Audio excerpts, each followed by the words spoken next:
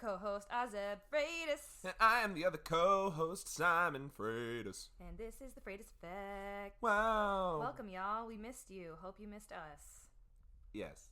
So, Simon, tell them who we are. I am me, and she is her, and this is Freitae Effect. So, our podcast is about us, two Ethiopian-American siblings who are trying to keep it real as we navigate adulthood, and we can share things that affect our communities. Pew, pew, pew, pew. Boo, yeah. So, we just want to do a quick recap of what the episode was last week. It was episode 24 or episode 4 of season 2, and that wrapped up our last segment of insecurities, and I believe it was about grieving. Good grief.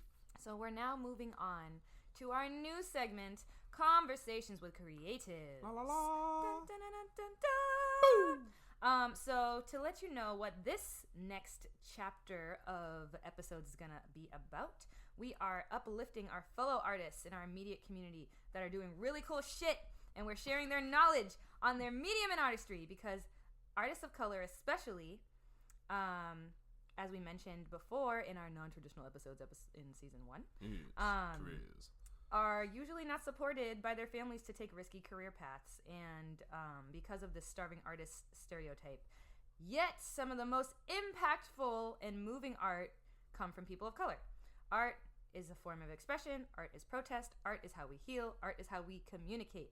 So we want to share the diverse perspectives that exist. This week, we are featuring two visual artists that we grew up with from the Dirty E, aka Everett, Massachusetts. That's Che-Che. Trisha To and Gustavo Barceloni. Yeah. Simon, would you like to share how you know Trisha? Sure. So Trisha went to middle school with Asma and I, back in the Sumner G. Whittier School, and I think Trisha was in your grade, in Azab's grade. So she was a year above me, but we were actually pretty close through our friends Amanda and Jackie, and we would hang out. Like they all lived in and around the same area on Chelsea Street, and we'd get each other. Like there was one year we got like birthday presents for each other, and it was like the first time I ever got someone else a gift on their birthday, so that was sweet. So that's a nice memory I have of Trisha. How about you? So yeah, me and Trisha have known each other since like 5th grade. Shout out to Miss Tulipani's class. And Trisha is an Asian American repping Vietnam, gang. Yeah. Graduate of Mass Art College, now getting her master's from one of the most competitive librarian programs in the country at Simmons University. #, Go Sharks. Simmons Women. I also went to Simmons. What? Whoa. Whoa. Intersectionality. Yes. So that is our little tidbit on Trisha. We will share her words with you later. Little bits. Our other person that we are featuring in this episode, Gustavo Barceloni. Yes. I have known him since high school, I think. Maybe elementary school, but all I know is we've been homies for a minute. He is a Brazilian-American who also graduated from Mass Art College. He ranges between the titles of being a culinary chef, ceramics artist, activist, and educator, and many more other things that he probably does because he's a busy man. Yeah. Simon, do you have anything to add to that? He was also an actor at one point because he and I were in a play together in high school. So nice. he does it all. Amazing. So And he's got a wife. He's amazing. Yes, I know. Like one of our only friends that we know that's like married. You're Wow. adults. But we love Vanessa. We gotta love you. Yes. No, we do love her. We don't have to love her. You're right. It was a choice to love you. Okay. And we do. Before we get into these interviews, it's time for How the Turns of Tables.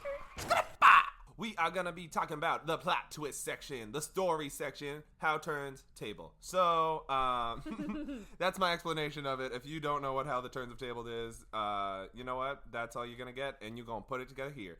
So, on this episode of How the Turns of Table, I'm going to be discussing my own experience with creating visual art on the canvas. So, basically, in high school, I signed up for this figure drawing class, and I was told that I had to move into the beginner's class of like drawing and painting 1, and it was a little bit of a letdown since I'd been drawing most of my life, but I realized, like, you know, I just usually trace stuff or just random things I would draw, and it didn't have much skill or actual...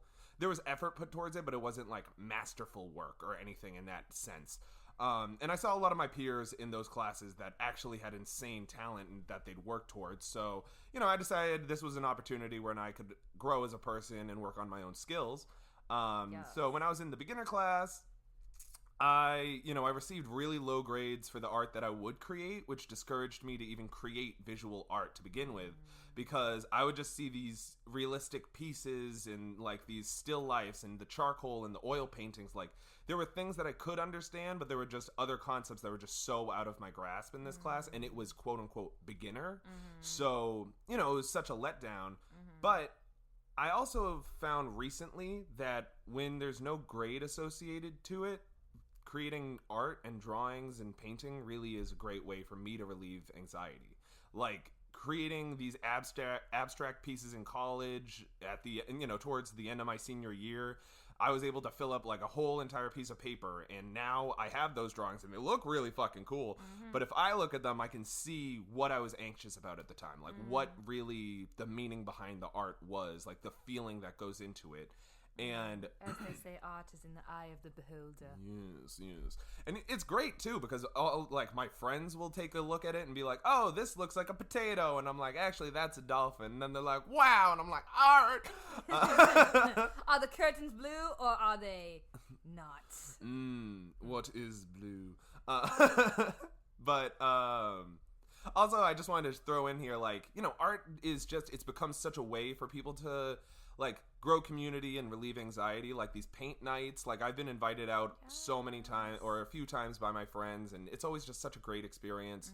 And also I just find myself, you know, I listen to the instructor for like foundational ideas, but I'm still able to put my own twist into the art and feel good about what I made in the end, because they support you to use your own unique individual style and to like really just paint from the heart and like get it all out on the canvas, instead of, you know, thinking that it has to look just like the instructors, because everyone's different. You don't look like the instructor, so why would your art like sure, at the end of the day, I am not trying to be Da Vinci. I'm trying to be Simon Freitae. Hey, yo. And I accept that realistic pieces are not my forte, but through all the C's and D's that I received in that one art class, I was really able to find such a healthy outlet for negative energy that is just bottled up. So I hope that y'all can take little bits from my story, accept your failures, learn how to fail, and how to grow success from there, plant the seeds and metaphors and stuff.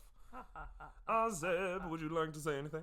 Yeah, I just want to add, like, I think that it's very cathartic, and it's a great way, especially if you're someone who needs to, like, do physical things to get, like, things that are bottled up inside out, or if you're a kinesthetic learner, as we've mentioned in the past about different learning styles, this could be a good outlet for you. Also, just like you were talking about how paint nights are like an access point, right? And sometimes it's really nice to just create a product and have something that you made and be like, I made that, even if it is shitty, you know? But I think that these paint night things are really cool because they're bringing people who would never even consider touching a paintbrush to the table. Like, remember when we brought, like, Mom? And, like, we had, like, a whole, like, Mom Day? Like, Mom would have never considered it, and she loved it. And it was Mother's Day, right? Yeah, and it came out looking really cool. Oh, yeah. You know? So I think it's a really amazing way to, like, introduce this as something, especially for, like, your foreign parents that literally would never ever think about it. Also, how, like, you know, Dad's a painter, like, he paints houses, so, like, when he came back with his painting, like, it didn't look anything like you guys's. Like, you know, it's like that, even though, well, like... he was doing that on purpose, though. Yeah, but it's still, like, it looked fucking amazing. It still looked and it's cool. like, you know, just taking your own skills into it. Like, that, like, your own creative sense and style, like, putting that on the canvas so that it's not... I have to fit this norm. I have to be dictated by everything around me. Right. It's you like... don't always have to follow the rules. Exactly. Rebel. Yes, revolution. So I am going to bring us into our main topic, what we mentioned a little bit before, interviews with Trisha and Gus. First, we're going to start with Trisha To, this amazing person. And we asked her... Hold up, before you even do that. You're right. So our girl Trisha preferred to send written responses to these questions for the interview, so we will be alternating sharing her responses, just to forewarn you. Yes. Okay, Simon, go ahead. First, we asked... Okay, no, we're not starting in an accent because we'll do talk. the whole thing. Yes. All right, so first we asked her, how do you identify? Names, pronouns, ethnicity, whatever you feel like sharing. And she said, my name is Trisha To, and my pronouns are she, her, hers. I'm a Vietnamese-American woman born and raised in the greater Boston area. Most people call me Trish or even by my last name, and I prefer that. And it really disrupts the formality of introductions and reigns more comfortable in connections with other people when, people refer to her in this more comfortable, friendship, more nicknamey way. And I really like that because if you know Trisha as a person, she's just such a bubbly, happy, positive energy, and it's just, it's such a good way to... We stand! Introduce. Yes. Yeah. So then we asked, when did you discover your talent? When did you identify as an artist? And she said, when I was around the age of 5, I vividly remember sitting at the kitchen table while my mom was cooking. She slid over some printer paper or a pencil and told me to start writing my name. Okay, love that bitch. I discovered my parents had a whole ream of this, and of course I went through the entire thing. A true realization occurred when I was a second grader. Just drawing all over the back of my spelling test, there's this question that you're always asked as a child: what do you want to be when you grow up? My answer was simply, always, artist. God, I love this bitch. That has never changed. I wouldn't say that I discovered my talent. It was more of something that I discovered that I was very interested in. The interest of being a maker made to questions such as, how do I get better? How do I improve? What can I do in order to improve? I discovered the act of creating, and that was the beauty of it. As children, the act of creating is kind of ingrained in all of us. Facts, sis. Mm-hmm. Creative imagination. Yes. As SpongeBob will say with the rainbows. Imagination. As adults, I think that all of us have this creativity in us. If really nurtured and pushed further, great skills come out of it, like with anything else that you do. I truly identified as an artist when I hit my sophomore year of college at Mass Art. I made art throughout my entire childhood, of course, but I felt a true connection with my art when I started exploring different conversations with other artists, peers, and colleagues. Throughout this discovery process, I found out how my art and I converse. And I really like that last sentence because I personally have never thought about the separation of you as an artist and your art having a conversation. And now I'm like, damn, I really need to reflect even like me as an artist. Like, how am I having a conversation with my art? True. That's dope. Yeah. I find that it's not a lot easier, but like when you're doing visual art, like, the conversation's more in front of you than when you're doing like sound movement. And like, yeah, exactly. Like when you're having like a conversation with an instrument, it's so much different than having a conversation with a paintbrush. Yeah. Or with your body, because you have to literally communicate with your body. And sometimes you physically can't do stuff with your body. Major like, facts. Even like motor skills for your fingers and stuff like that for like painting, drawing, like stuff like that. So the conversation that you might have is like, oh, it's not going to look like Da Vinci, but I'm going to get like something out of this. Yes. Which has always been like, the realism has always been like an issue for me, but not going to make it about me. This is Trisha's interview. So... the next question was, how did you find your path to this medium and why visual art? And Trisha responded saying, the medium that I'm absolutely in love with would be acrylic paint. That's the main ingredient in all of my paintings, with some additional mixed media. Acrylic paint was presented to me in a high school art class.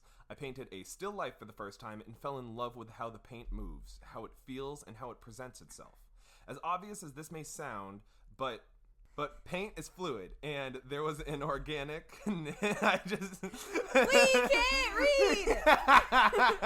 There was an organic and natural way of how my body was able to adapt to it. Like that conversation she was saying. Amen. Because I can read. Literate. As cliche as it may sound, visual art enables me to manifest and evoke emotions that are otherwise not able to be seen. Yes! Louder! Yes! Visual art is able to suspend moments in time, and that's a truly beautiful thing. Yes. Yes. Bitch. Yes. Love it.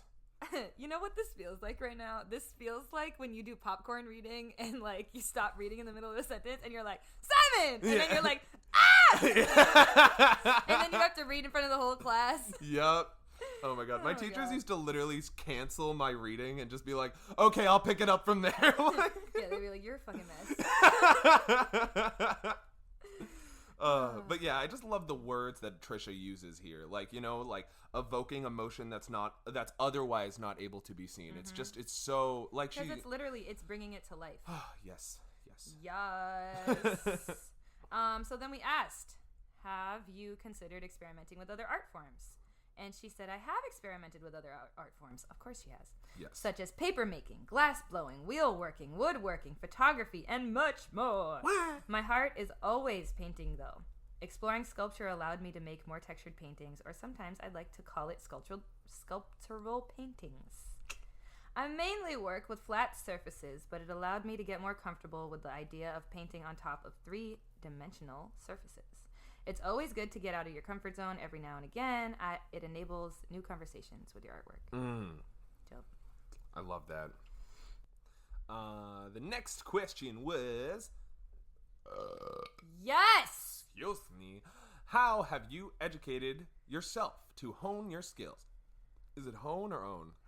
Hone. College, classes, apprenticeships. What you doing, girl? So, and what resources do you use?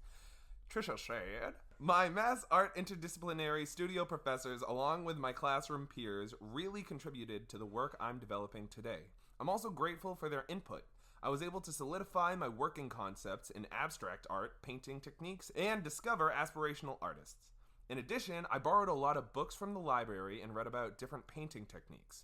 I love to look at art books that make step-by-step images with the descriptions included. Attending art gallery shows and museum exhibits allowed me to look at work at a lot closer proximity. Wow. Proximity. Wow. We can't read. We graduated college, guys, and we can read like this. So, proximity. Therefore, allowing me to really dissect and analyze techniques, concepts, and topics of discussion. So I really like this because it kind of reminds me of this prompt to artists that you're supposed to, you know, make sure that you take time to look at other artists' work to find inspiration.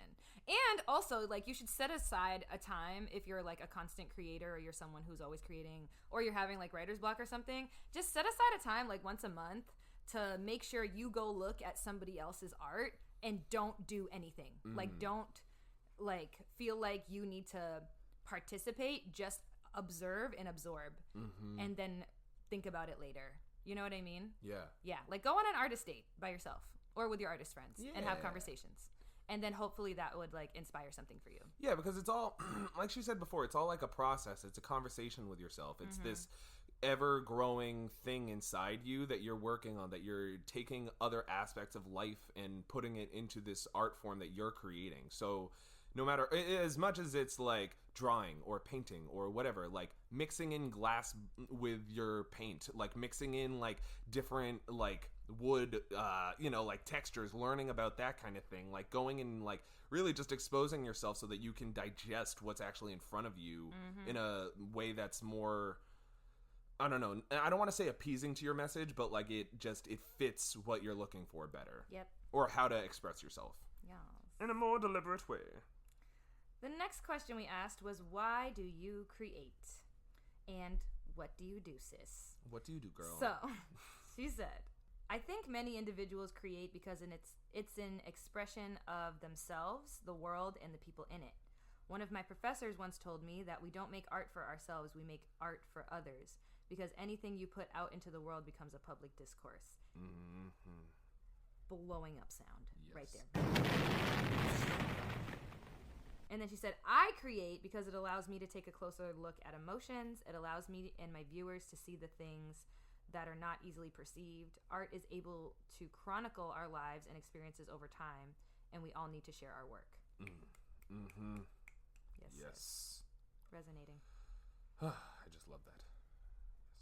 Sorry, I'm just like digesting all of this wisdom. Like, okay. Anyways, the next question. What are you working on now? Are you working on anything? At this time, Trisha said, I am a full-time librarian. I am currently pursuing a master's in library and information science degree which I am almost done with by the beginning of August. I shall be Lego. 100% done. Yeah. My painting happens to be on the side as of right now. I love to pursue painting as a full-time career in the future. As of right now, I have seen 7 unfinished paintings in my bedroom that are a mixture of artist trades, commissions, and personal work. Right now, I am working on an artist trade with a fibers artist. Wow. What is that? I don't know. We finna find We gon' out. Google it. Fiber art differs according to Wikipedia, which is totally reliable. Sorry. Fiber art refers to fine art whose material consists of natural or synthetic fibers. It focuses on materials and on manual labor on the part of the artist. As a part of the work, significance prioritizes aesthetic value over utility. Interesting. Wow. Fiber art. We learned something, guys. So she loves trading art with the other makers, and she continues to say, going back to her words, I have a couple large abstract textured pictures for 2 different friends in their living rooms. In between large pieces, I create small paintings as color or texture studies. To keep up with my art, my process, or just simply connect with me, please visit me on Instagram at Trisha To Art. I'd like to hear from you. Woo! Oh, wait. Yeah, TrishaTo.art. We'll include this in our episode description for y'all because it's amazing. And I actually own a Trisha To that is hanging on my bedroom wall. Trisha To. Share a photo of what that looks like. And it really wasn't that expensive. But also, if your friends say that their art is a certain price, you don't ask them for a cheaper price. You pay the goddamn price. That's it. That's it. Support your friends. And then she takes time to thank us. Blah, blah, blah. Love you. We love you so much. Thank you. Thank you, sis, for sharing your knowledge and wisdom and greatness all the motherfucking time. Learning. I think it is time for us to take a break. Hi, friends. First, we just want to thank everyone who's made a donation to support the show through the various platforms like Patreon or by attending our events. Running a podcast costs money because, as we say often, this shit ain't free. So here's what your dollars go to when you make a financial contribution to us. Production costs. I edit every episode, and when you make a donation, it goes towards paying for reliable editing software so we don't lose our audio files. Streaming. It costs $18 a month to keep our episodes available for you to listen wherever you hear us. No matter what donation amount, these are just a few of the ways we've seen how our patrons are able to make a positive impact on the show. See what exclusive access you can get to our content by becoming a monthly donor through Patreon or PayPal. You can go to patreon.com/The Freitae Effect, and you can find the PayPal link in any of our episode descriptions or in our Instagram bio. All right, let's get back to the show. We are back from our break, and now we are going to be going into our next interview with Gus. Azeb was the one to conduct this interview, and she will be saying a few words before we get it started. Yes, so just wanted to give a warning. Obviously, we are in a pandemic, so it is not easy to do interviews. Therefore, please have forgiveness and patience with any technical difficulties or sounds that you may hear, or if it is quiet. So anyways, we will get right into it with Gustavo. Alrighty, y'all. So we are here with Gustavo Barceloni. Would you like to introduce yourself with however you would like the people to know you? Sure, yeah. So hi, my name is Gustavo Barceloni. I am 24. I'm Brazilian. I'm a ceramic artist. I'm a communist. I am an organizer of the PSL, Party for Social Liberation. I use he/him pronouns. I think that covers most of it, basically. Yeah. Beautiful. I don't think I've ever heard anyone openly claim themselves as a communist, so I am here for it. I love it. Yeah. Let's go. Oh man. So, what would you say is the moment you identified yourself as like an artist? It was definitely around high school. closer to the second half of high school, where I was like deciding like what I want to do in life and what college I wanted to go to or whatnot. What was your medium? Well, I guess I was kind of all over the place at first. I was just excited to be in art class, period. And drawing, painting usually was like the go-to. I was getting really excited about having my first like sculpture class in high school, and that kind of brought me down the rabbit hole to ceramics. What made you resonate with ceramics and sculpting versus all the other stuff? As exciting as a blank page could be, and how colorful you can make it, yeah, getting hands on and getting like weird with stuff was really fun. So with ceramics, with clay in general, I actually wasn't a huge fan of it because at first I was like, this sucks. I make some stuff and it falls apart. I don't like. It's just like this. You're just bad. You're just bad when you start doing something for the first. Through all that trial and error, it keeps you going. Especially when you get on something fun like the potter's wheel. And then, once I got on that potter's wheel, it was hard to get off. Yeah. I had a question just asking about how like there's obviously an intersection of activism and art in as like a coherent theme in your work, and just like as you as a person, like if you want to speak to what you do as an activist and how that intersects with your artistry. For sure. I mean, just to give a little background, I guess, like when I was going into mass art, I wasn't thinking about these kinds of things. It was more a separate, for me. It was like, oh, I got my activism over here, I got my art over here, I got, you know what I'm saying? So, and some folks do actually just keep it like that, and that's fine. You know what I mean? Because sometimes you need that cathartic, like, I'm trying to say, like that healing, soothing kind of practice in the midst of this fucking chaos. And you know what I mean? So like, hell, you want to paint flowers on your free time, that's all good. You know what I mean? Thanks. Yeah. So where we put our energies and what sustains our activism, or how did those things intersect, that was something I was trying to figure out for myself, particularly. And so going into mass art, I just wanted to like do the thing I enjoyed, that I thought was fun and enjoyable, and realizing the potential of making that into like a business. So, I could sell to restaurants, stores, or have my own online shop and, make my living that way. But yeah, I realized eventually down the line that like, through lots of different experiences and that I was gaining in this process, it felt like if I want to make money, you sell your work. If you're selling your work, you're a business person. You only make as much money as, I guess, how much work you put in. So there's a bit of an incentive to work all the time. And do I want to put all this time into like running a business with, again, it's not just the art side of things, it's really the business side of things. Yep. And that was a process of learning all that. I wasn't getting a business degree, that's for sure, but I was still trying to really learn. Yeah. So for me, it wasn't satisfying enough. I was like, art is best when shared. Art is best when people can get involved into it and express themselves. And so like, I want to bring that to other people. For me, I was really all about like, all right, what else can art do? Let's bring it. Let's do free community classes. That's something I did with a group I was with called Clay for Change. It was one of the biggest like things about Clay for Change was a thing called Super Bowl that was organized in partnership with the Haley House. Okay. And the Haley House has different arms to it. There's housing and food pantry and soup kitchen, and you also have a bakery cafe.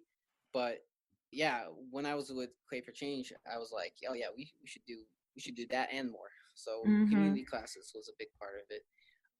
Providing that for free for places like Dorchester Boys and Girls Club or Roxbury Innovation Center.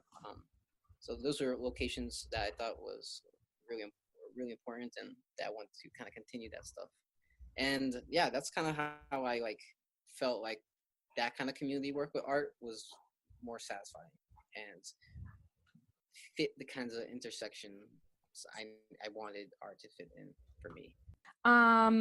Yeah, I had a couple more follow-up questions in regards to all of that. So you mentioned the importance of like understanding business while being an artist. And I feel like most artists don't know that until they have to start producing their art and until like an artist has an intention for what they want to do with their art. You know, some value integrity for their work higher than making money. And so I was curious, like, what's your relationship with the business aspect of being an artist? And like, how did you get there? When you're on that path as like an artist trying to develop your own business, there's a very steep climb of like what you got to learn. There's the marketing side of it, the social media side of it. There's the where is your work gonna exist, right? Or for me, with my ceramics, I was aiming more towards the restaurant side of things. I have experience like working in restaurants. I almost went to culinary school. I was deciding between that and art school, so that was some familiar terrain for me. And I was seeking out while I was in college people who were just doing what I wanted to do. So Jeremy Aguski was a ceramic artist who his pottery is in various restaurants throughout Boston, and he took me on as an apprentice, and I was able to kind of learn all that behind the scenes.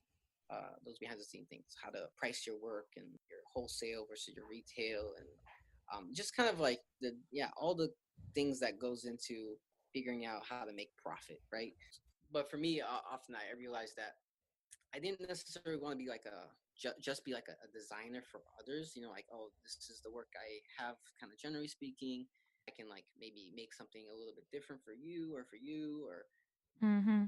but I was also in situations where what people liked or what was profitable wasn't exactly what I wanted to do. Mm-hmm. But the money talks. So you're like, yeah, I guess I'm gonna do that. Yep. I was trying to figure out how I could escape a little bit of that profit question, like without completely like disavowing like, oh, myself as a business. And yeah, what the work I really want to do isn't exactly like profitable. So like, how would you say your role as an artist has like evolved? Like what do you do now? Like what would you say is like your day job? Or like would you identify as like your ceramics practice being the thing that you rely on to get you through like just surviving? Like what do you do, bro? No problem. I mean, like I said, my evolution or whatever has been coming into it as like having my own business, realizing that I don't really want to be a business person. I more want to be on the community activism side of art.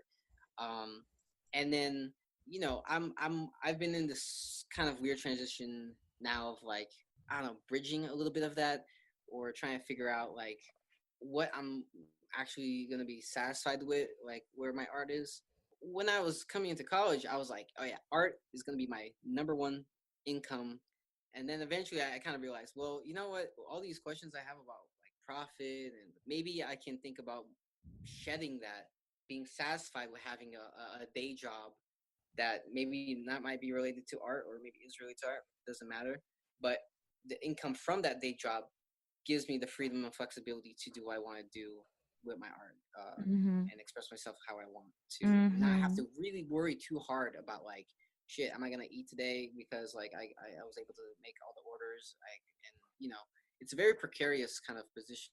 Art, like even ceramic artists I know who are like on magazines and have books out, and it's still a struggle. You know what I'm saying? So Mm-hmm. even if art for me becomes a hobby, that's okay, because there Mm-hmm. is this whole mentality in America where it's like the hobby is almost like a bad word, you know what I mean? Where it's Yeah. like, oh, you do something for enjoyment or for expression that isn't tied to like making money or Right. monetizing it. How Well, dare you you? gotta hustle. You need that side gig. You need that, but you know what I'm saying? Get up and grind. And Yes. like, no, like as of right now, ceramics is something I've been doing on the side. I've been trying to like think about how I get my message across on my pots Yes. and really Political try to pots. like think about who my audience is. Mm-hmm. Yeah, I see my art. I see it. I'm gonna like dive back into it. Like try to be a little more bold. You know what I mean? Like get Yeah. beyond the mug and try to work large. Like because I used to work really large in college, but you know once I lose those really large kilns, I wasn't available. But Yeah. I'm gonna be making definitely some more guerrilla art. Let's go. I'm ready. The people are ready. Yes, I feel you. I feel like right now is definitely a time that has sparked a creative energy. I feel like naturally as an activist also that like that tends to, you know, filter some kind of inspiration to want to start getting back into it. I think the last time even me personally like I felt moved to start creating bolder art was around the time when Trump got elected, or around the time that, you know, Ferguson was happening. Mm-hmm. And, you know, at the time I thought I was like, oh, because like I'm in college and I'm surrounded by this energy, I'm feeling it. But like now I'm like by myself, locked up in my room, and I'm feeling it, you know? Um, Whereas when coronavirus started, I felt like literally a flat line of nothing. But now that we're all buzzing with this like movement, um, I'm very excited to see what other people are also going to create. Yeah. Yeah, yeah. I mean, in times of crisis, we definitely need creativity. That's for damn sure. Uh-huh. Um, So, would you do me a favor and talk more about your organizing and all the stuff you're involved with that you are running and doing? And yeah, sure. Yeah. I mean, as of lately, oh, I mean, for about 2 years now, I've been with the Party for Socialism Liberation. cool. There's it's a national organization with branches all across the U.S. over maybe like 90 cities right now. It's been growing very rapidly as well.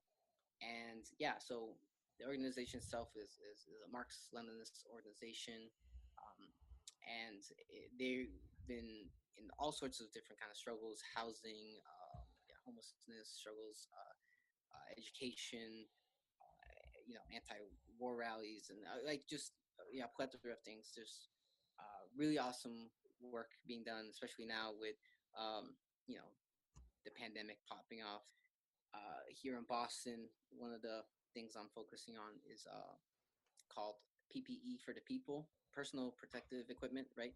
So we've been partnered with South End Technology Center, and we've been making masks, face shields, really awesome things like that. That has been helping us provide for oppressed communities and in Boston for essential workers in Boston. Yes. Besides that, I've been organizing protests like the one we just had recently was cancel the rents. Yeah, there's a lot going on besides that too. Yeah, I was gonna say that sounds like a lot, Pushing for more. dude. I was gonna say, weren't you in the education system for a minute? Weren't you teaching out there prior to Yeah, this? totally. For sure. I mean, What led you to that though? education. Yeah, I mean, so like when I was doing community art classes and whatnot, I was really interested in teaching because of just I felt something I was like kind of I don't know very naturally inclined to do I'm very social. I'm very like I love meeting people, talking to people, learning from people. But I also love like sharing knowledge and um, getting people on board to new things. And so yeah, I mean through those community art classes, I was just kind of learning that myself more and again asking that question about, oh, what can art do, what's my career versus like you know versus hobby versus organizing versus all these other things. And Mm-hmm. it just, it made sense to me to uh, focus on teaching. And I had a friend who was also at Massar who did a program that Boston Public Schools offers. It was called ACTTs. So, uh, oh my God, I'm blanking on what it even stands for at the moment. Oh, right, Accelerated Community to Teacher Program. So it's like a 1 year program where it's free. You apply to do it, but you get chosen. It's Saturday classes or bi-weekly, really Saturday classes. It helps you get your first license, to teach. At that moment, while I was doing that, I was substitute teaching, and then I became a paraprofessional. And yeah, I was really excited to do that kind of work. When I was my first year really in a school as a paraprofessional was in Brookline. And one of the things that was like really striking about that was just the amount of resources and just things that the support levels of support that the kids got there in like a wealthier community. And I was just like blown away. It was like never experienced that in my life or never witnessed that really. And just seeing what incredible difference that was. Um, Eventually I asked to complete that program. I wanted to get my next license and make sure I found out like I really wanted to focus on middle school, and so and I wanted to do history because I've always been very like into that. See the incredible importance that is for social change. So history, middle school, that was my aim. I went through a master's program, accelerated 1 year one, UMass Boston.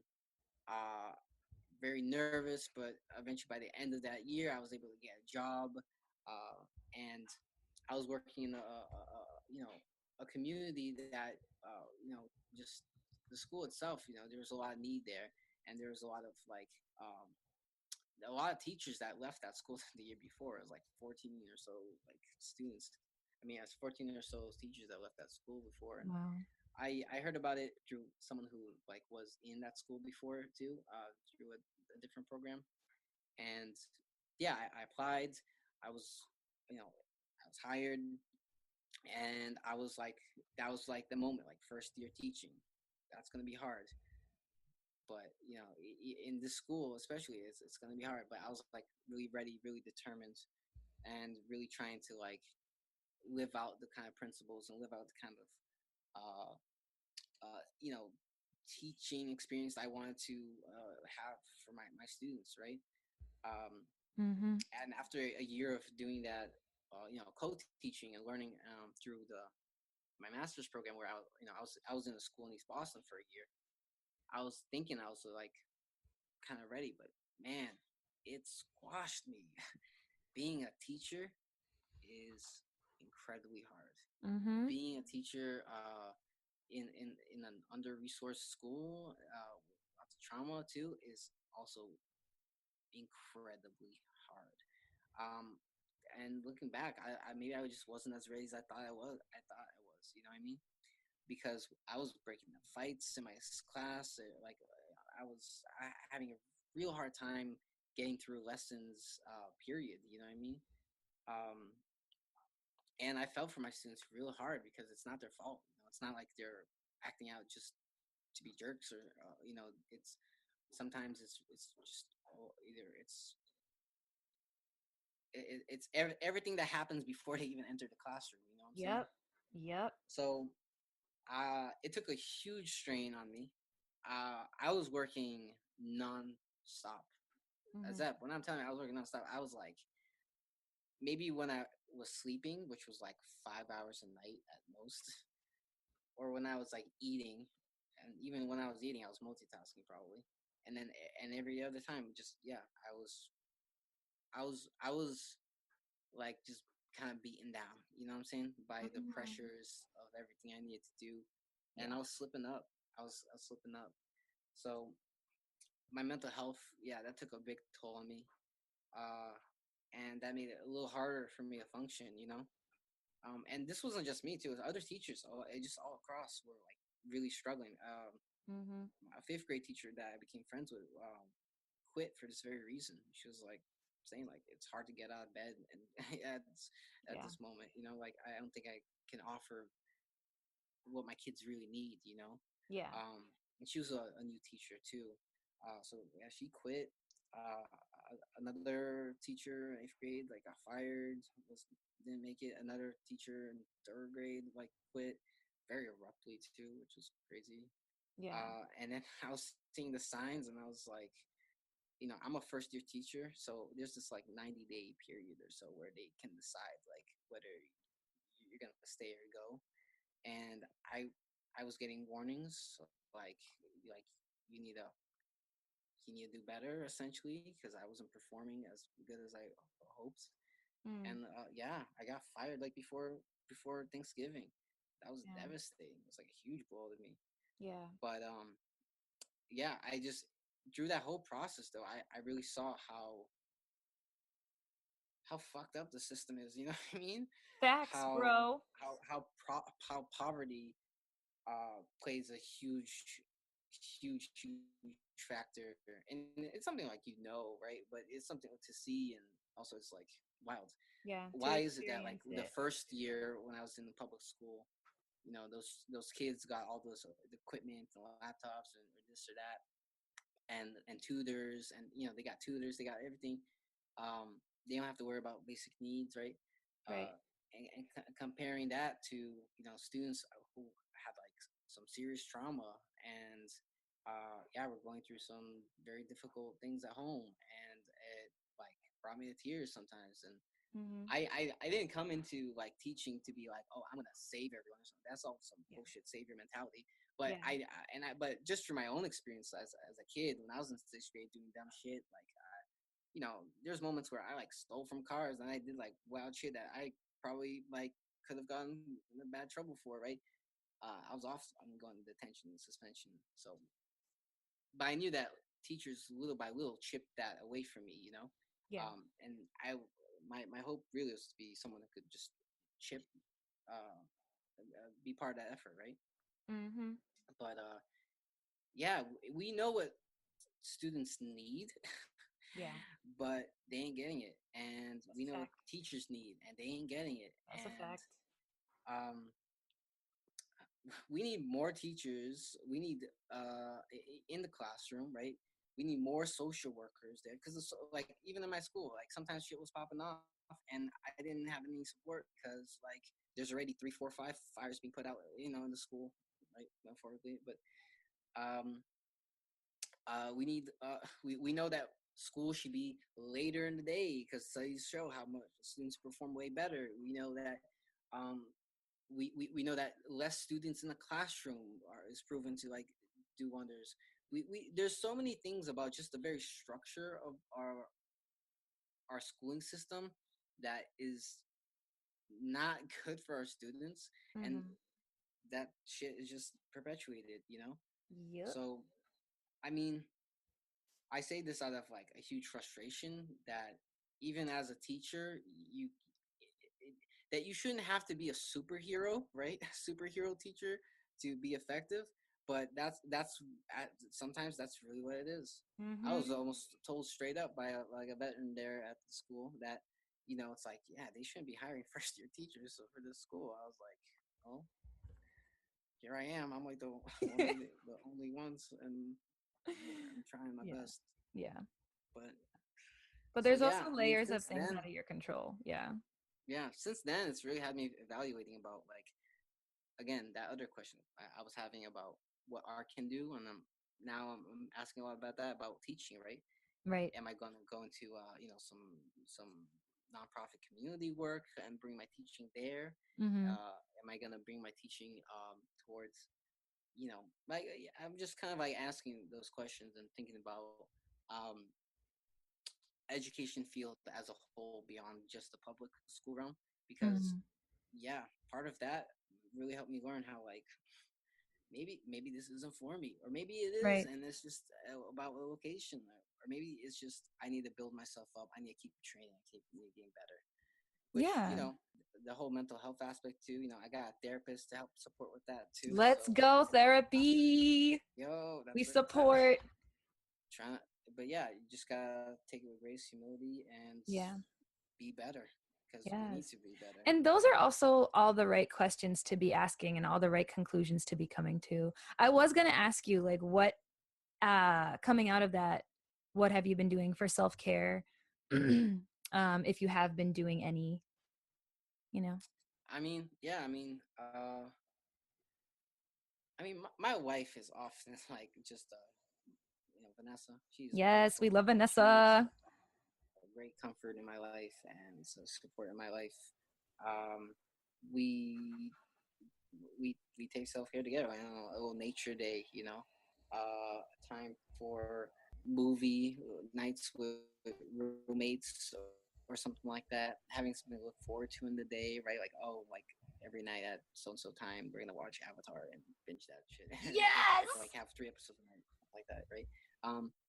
Cooking good food is always still in me. That cook in me is always like, thinking about, oh, what kind of stuff do I want to pickle or ferment or make some, good. My wife has been making some great bread, by the way, so Ooh. that's always been enjoyable. Those moments are everything. You know what I mean? Mm-hmm. But beyond the individual acts of self care and all that, hell, these are things that we do. The trees we hold on to in the storm. Mm-hmm. If we want to really care for our community, care for ourselves, we need to get those gains for the working class. You know what I mean? Facts. It's about the thing, everything as a whole, right? Yes. All right, man. Well, before we close out, I just wanted to ask, where can the people find you? If you want the people to find you, how can we support you? What's the word? Yeah, by all means, you can find me on Instagram. That's my main place for updating like what I do, what usual in terms of my art. It's G Barceloni Ceramics, as well as dirtyeaststudios.com. So like my wife Vanessa and I, we run Dirty East Studios out here in Everett, Massachusetts. And Vanessa, my wife, also is an amazing ceramic artist. I highly recommend people check her out. Vanessa M. Norris. Well, Gustavo, thank you so much for blessing us with your grace and for giving us all that knowledge. Word. Always a pleasure. Thank you, Azeb. You're the best. Oh, thanks, man. I'll catch you no time soon, yeah? Heck yeah. All right, man. Peace. All right. Peace out.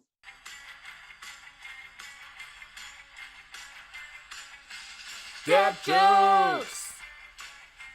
Notes and quotes! Dad jokes! Notes and quotes! Dad jokes! Dad jokes! Notes and quotes! By Scott Freitae. You ready for me? Yep. How do you eat elephant? You kill it first. Boo! Wait. Okay. Should I wait for the next joke? Okay. There's a black guy looking at a big pink Cadillac, and the salesman comes up and says, "Are you thinking about buying this car?" And he says, "I'm not thinking about buying this car. I'm buying this car. I'm thinking about pussy."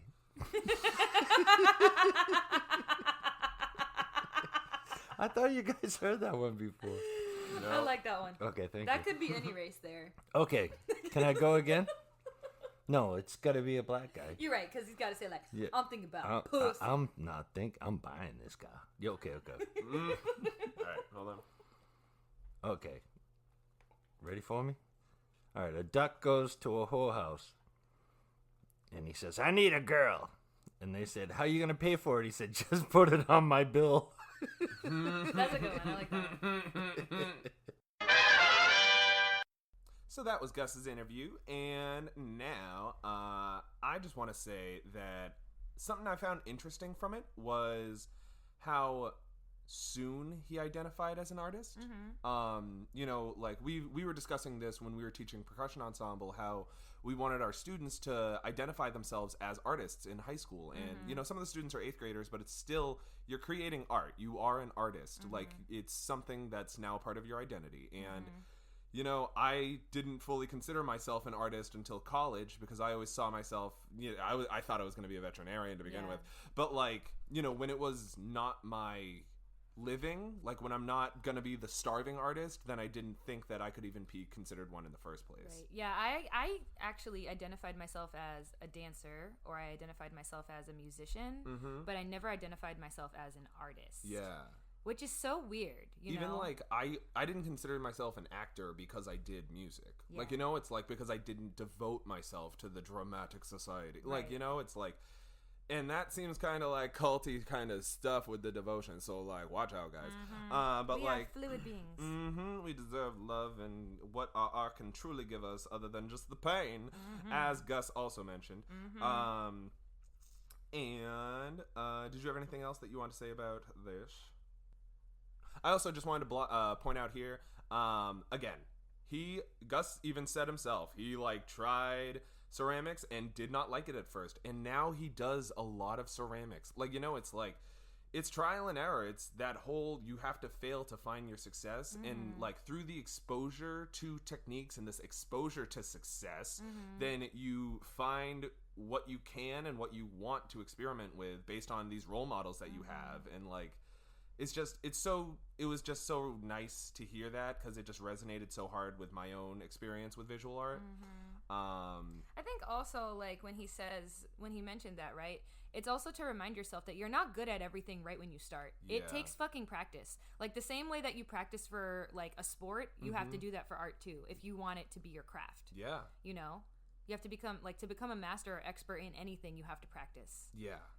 Because it you know, you have so much raw talent to begin with for like certain things, but that doesn't always hold up. Like, it, you know, you get to a certain point and then you see that other people are at your same level, and you can, you know, just cave in and fall hard on yourself, or you could say, this is a time for me to grow. And that's, you know, the more appropriate response for you to gain things that you actually want out of life. I also wanted to point out how I personally use a lot of art for healing purposes, and Trisha and Gus both said that they did it, you know, they're pursuing their passion, but it's not like entirely just for healing. Like, you know, it's like creating that community. It's art is like, to quote Gus exactly, he said, art is best when shared. Like, it's just so, it's that community.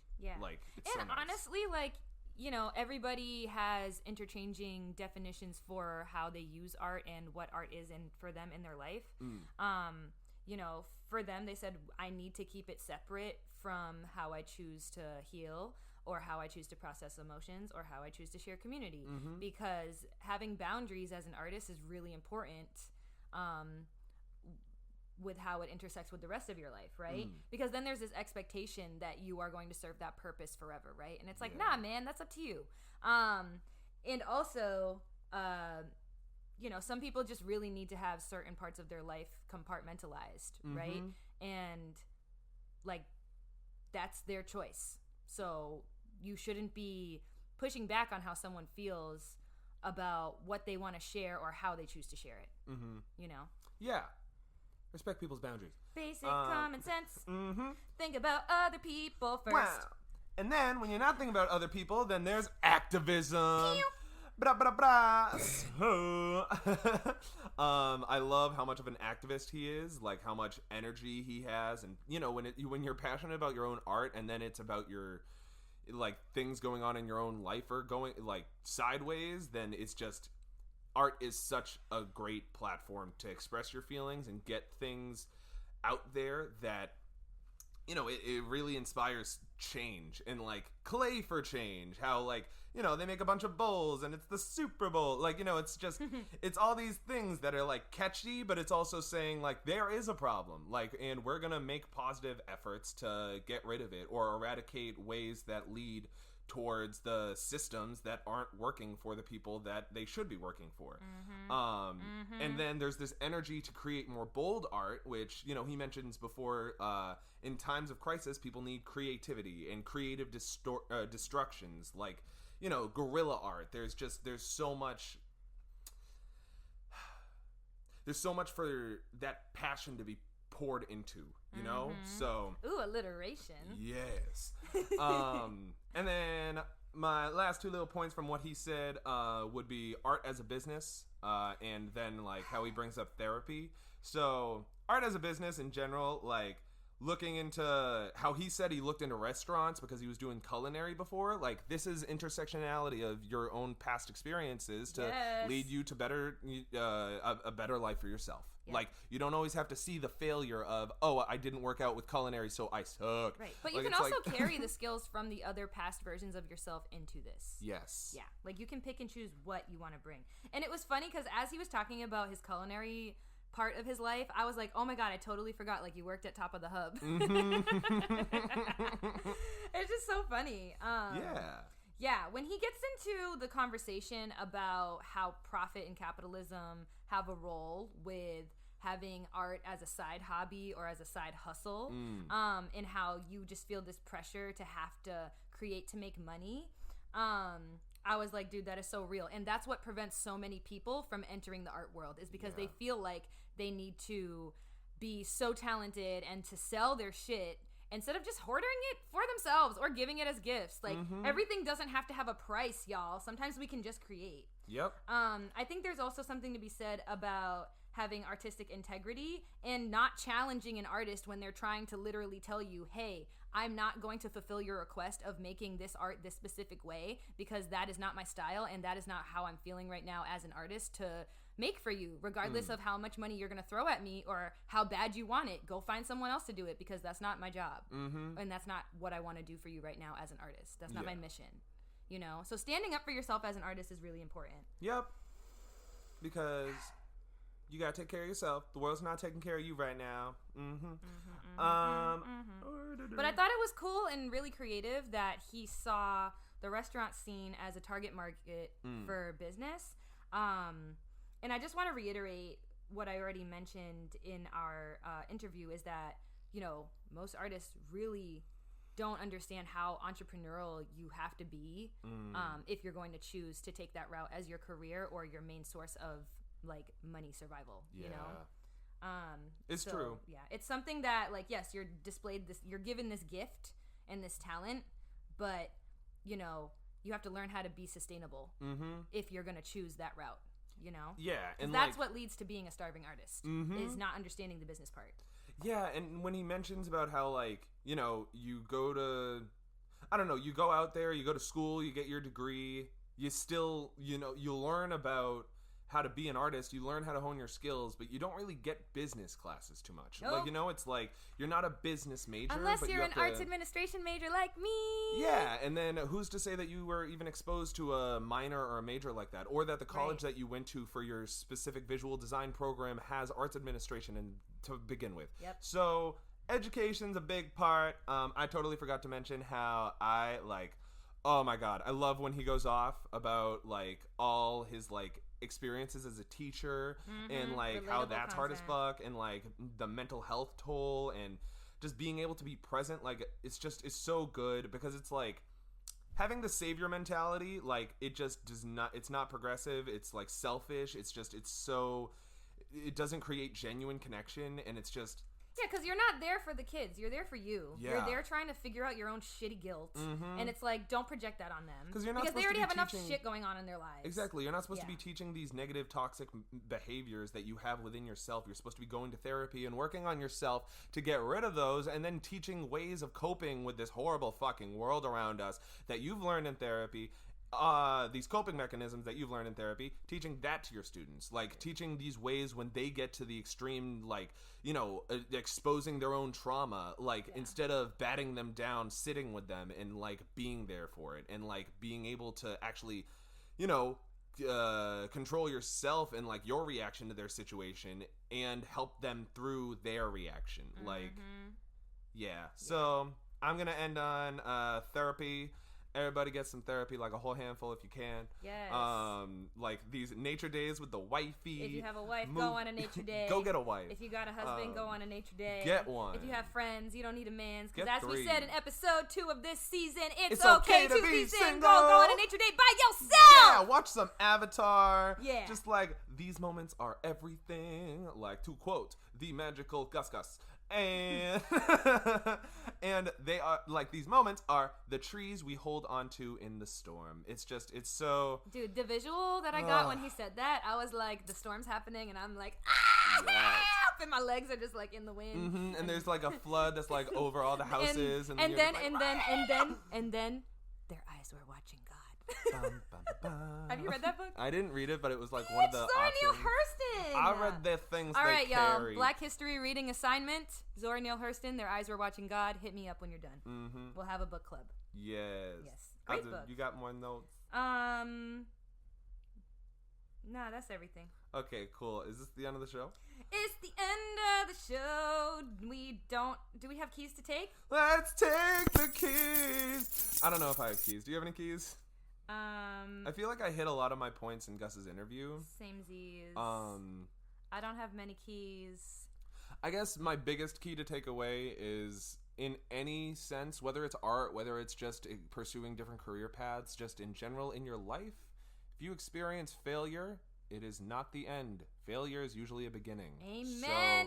So, the world doesn't end even if it feels like it does, and you just got to take a breath and try to gain some kind of perspective. If you have the space to, sometimes you are not in a good environment for yourself to grow, and you need to, really take those moments and hold on to that tree while the storm is ripping you apart, so that you can get out the storm and find the eyes that are watching God, because probably that will be the eye of the storm where you are safe. As Jade Simmons said, rejection is divine protection. It is redirection. It is oh shit, what is it? What's the other part? I was just gonna say something. Redirection. Did I say that? You said redirection.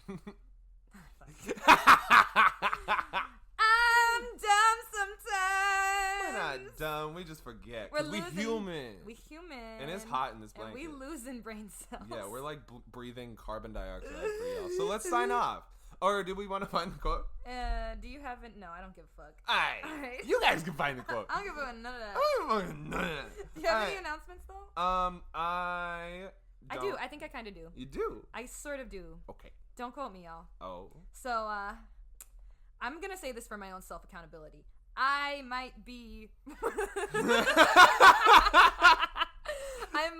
doing a creative project with another dance company in the Boston area, and I'll share more information about that in our next episode when I know more. But be on the lookout for any random various dance things that I might be doing. Yes. Otherwise, let's get it. Be sure to like the episode, Share with friends. And follow us on social media. Subscribe and comment on SoundCloud. Follow on Apple Podcasts, Spotify, or wherever you stream us. Email us or comment on social media. Or leave a review with any feedback, affirmations, or topics that you want to hear on the show at thefreightespect@gmail.com. Thank you for listening. Have a great rest of your week.